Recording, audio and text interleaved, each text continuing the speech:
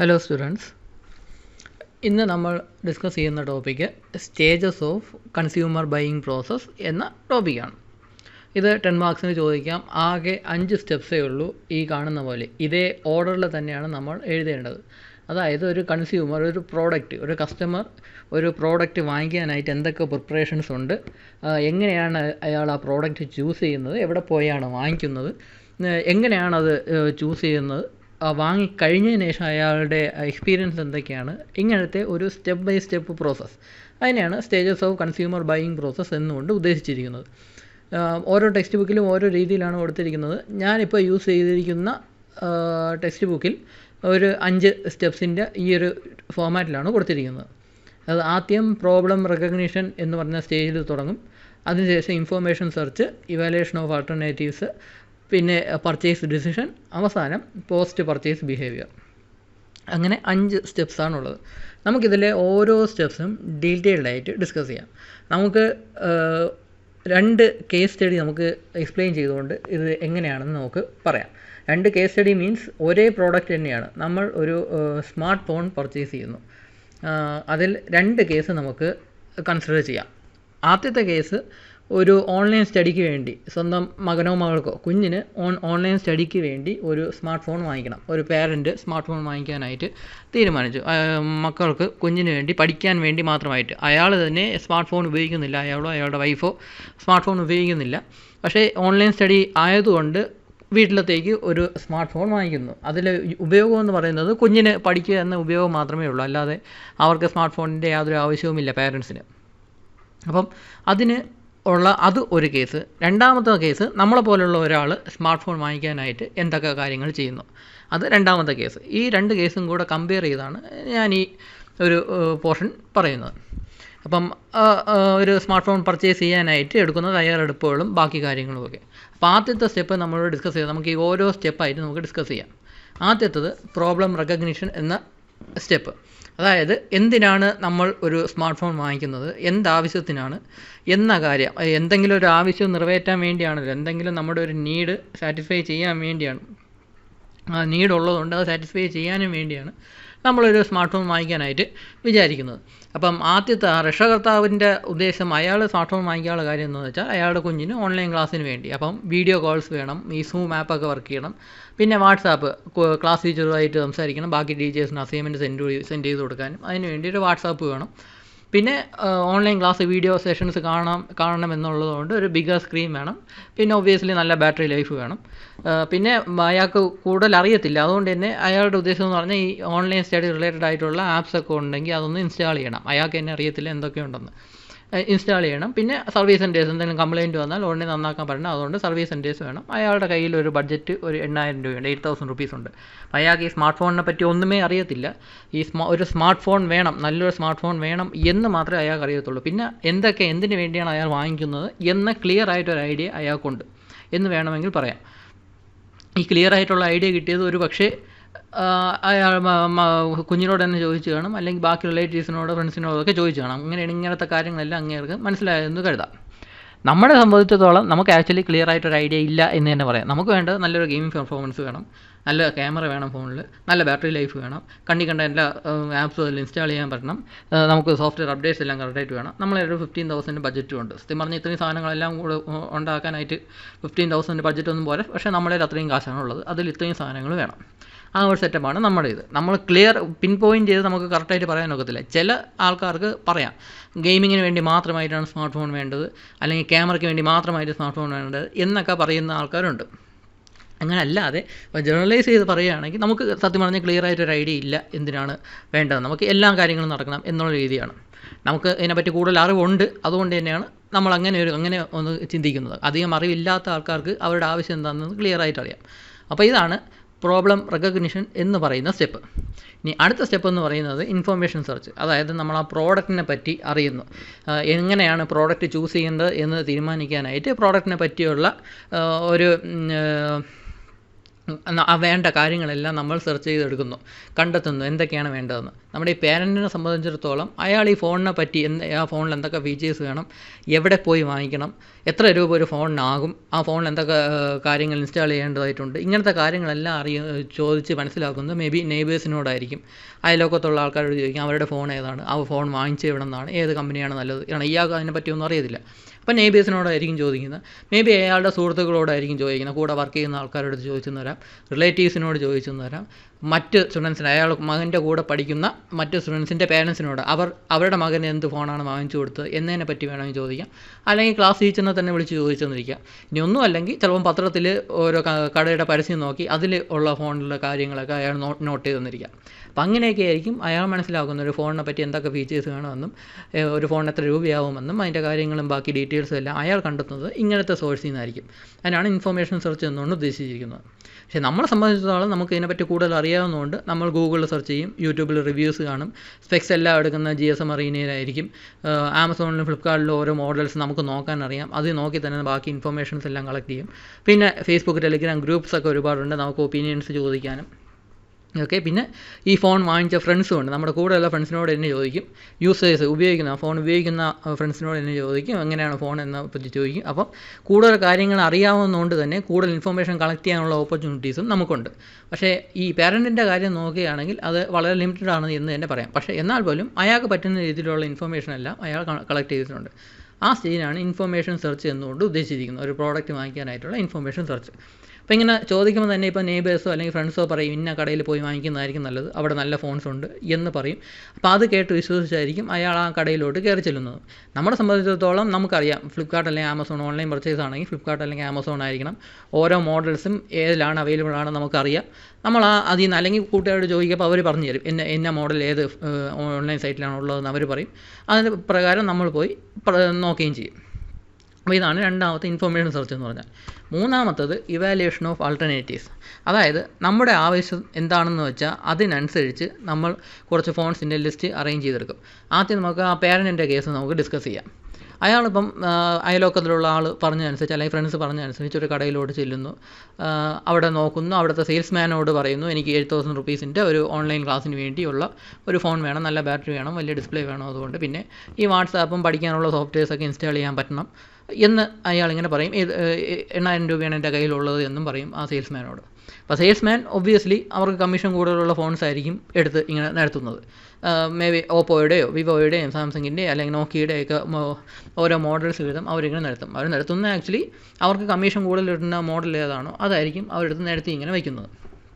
എന്നിട്ട് അവർ തന്നെ എക്സ്പ്ലെയിൻ ചെയ്യും ഓരോ മോഡൽസിൻ്റെയും അതിൻ്റെ ഫീച്ചേഴ്സ് എന്തൊക്കെയാണ്. ഇത് കോഡ് കോർ പ്രൊസസ്സറാണ്, കൂടിയ സ്നാപ്ഡ്രാഗൺ പ്രൊസസ്സറാണ് ഈ ഫോണിൽ, 2 GB റാം ഉണ്ട്, 16 GB മെമ്മറി ഉണ്ട്, 12 മെഗാ പിക്സൽ ക്യാമറയാണ്, ഇത് വലിയ ഇതാണ്, 720p ഡിസ്പ്ലേ ആണ് ഈ ഫോണിലുള്ളത് എന്നൊക്കെ micro SD port, micro USB പോർട്ടാണ് ഇതിൽ എന്നൊക്കെ പറഞ്ഞ് ഒരുപാട് വലിയ കാര്യത്തിൽ അവർ പറഞ്ഞങ്ങ് ഇത് ചെയ്യും. അപ്പോൾ ഇതൊക്കെ അയാൾക്ക് ഇതിനെപ്പറ്റി അധികം അറിവില്ലാത്തതുകൊണ്ട് ഇവർ പറയുന്നത് അതുപോലെ വിശ്വസിക്കുക എന്ന ഒരു അവസ്ഥ മാത്രമേ അയാൾക്കുണ്ടായിരിക്കത്തുള്ളൂ. അപ്പോൾ അയാൾ ഇതെല്ലാം കേൾക്കും. അപ്പം നോക്കിയിട്ട് അവർ പറയുന്ന ഫീച്ചേഴ്സ് എന്താണെന്ന് മനസ്സിലാവുന്ന രീതിയിൽ മനസ്സിലാക്കിയിട്ട് അയാൾ തന്നെ അതിൽ നിന്ന് ചൂസ് ചെയ്യാനായിട്ട് ശ്രമിക്കും. ഇതിൽ ഏത് ഫോൺ എടുക്കണം, മേ ബി ഓപ്പോ എടുക്കുന്നതായിരിക്കും നല്ലതെന്ന് ചിലപ്പോൾ അയാൾക്ക് തോന്നും, അല്ലെങ്കിൽ വിവോ എടുക്കുന്നതായിട്ട് നല്ലതെന്ന് തോന്നും, അല്ലെങ്കിൽ പണ്ടേ അവൈലബിൾ ആയിട്ടുള്ള സാംസങ്ങോ നോക്കിയോ എടുക്കുന്നതായിരിക്കും നല്ലത് എന്ന് അയാൾക്ക് തോന്നും. അപ്പോൾ അതിനനുസരിച്ചായിരിക്കും അവരുടെ ഇവാലുവേഷൻ എന്ന് പറഞ്ഞാൽ. അത് മെയിൻലി സെയിൽസ് റെപ്രസെൻറ്റേറ്റീവ് ഓരോ ഫോണിനെ എങ്ങനെയാണ് പ്രൊജക്റ്റ് ചെയ്യുന്നത്, എങ്ങനെയാണ് ബൂസ്റ്റ് ചെയ്യുന്നത്, അതിനനുസരിച്ചായിരിക്കും ഇയാളുടെ തീരുമാനം. എന്നാൽ നമ്മളെ സംബന്ധിച്ചിടത്തോളം നമ്മൾ കൂടുതൽ അറിവുള്ളതുകൊണ്ട് ഇതിനെപ്പറ്റി ഒരുപാട് സ്റ്റഡി ചെയ്തിട്ട് നമ്മൾ ഓരോ ബ്രാൻഡിൽ നിന്നും ഓരോ മോഡൽ വെച്ച് നമ്മുടെ ബഡ്ജറ്റ് അനുസരിച്ച് നമ്മൾ ലിസ്റ്റ് ചെയ്യും. ഇപ്പം സാംസങ്ങിൻ്റെ ഇന്ന മോഡൽ, റെഡ്മിയുടെ ഇന്ന മോഡൽ, റിയൽമി, മോട്ടോ, പോക്കോ, ഇങ്ങനെ ഓരോ ബ്രാൻഡിൻ്റെ ഓരോ മോഡൽ വെച്ച് നമ്മളിങ്ങനെ നിരത്തി വയ്ക്കും. എന്നിട്ട് അതിൽ നിന്നായിരിക്കും നമ്മൾ പിന്നെ ചൂസ് ചെയ്യുന്നത്. നമ്മൾ ആവശ്യമില്ലാത്ത മോഡൽസിനെല്ലാം ഇഗ്നോർ ചെയ്യും. നമുക്ക് വേണ്ട അത്യാവശ്യം നമ്മുടെ ബഡ്ജറ്റിനനുസരിച്ച് നമുക്ക് വേണ്ട എന്താണോ ഫീച്ചേഴ്സ് എന്താണ് അത് ഇതിലുള്ള ഏതിലൊക്കെ ഉണ്ട് എന്നുള്ളത് നോക്കി ഒരു 3-4 മോഡൽസിനെ നമ്മളിങ്ങനെ ലിസ്റ്റ് ചെയ്യും. ഇനി ആ മോഡൽസിൽ നിന്നായിരിക്കും നമ്മൾ ചൂസ് ചെയ്യേണ്ടത്. അതാണ് ഇവാലുവേഷൻ ഓഫ് ആൾട്ടർനേറ്റീവ്സ് എന്ന് പറഞ്ഞാൽ. അപ്പോൾ നമുക്ക് ഓപ്ഷൻസ് ഏതൊക്കെയാണെന്ന് മനസ്സിലായി. ഇതിലൊക്കെ ഈ കാണിച്ചിരിക്കുന്ന ഏതെങ്കിലും ഒരു ഫോണായിരിക്കും നമ്മൾ എടുക്കുന്നതെന്ന് നമുക്ക് മനസ്സിലായി. പേരൻറ്റിൻ്റെ കാര്യം അങ്ങനെ തന്നെ ഈ കാണിച്ചിരിക്കുന്ന ആ സെയിൽസ്മാൻ കാണിച്ച മുമ്പിൽ നിരത്തി വെച്ചിരിക്കുന്ന ഈ 4 ഫോണിൽ ഏതെങ്കിലും ഒരെണ്ണമാണ് സെലക്ട് ചെയ്യേണ്ടത് എന്ന് അയാൾക്കും മനസ്സിലായി.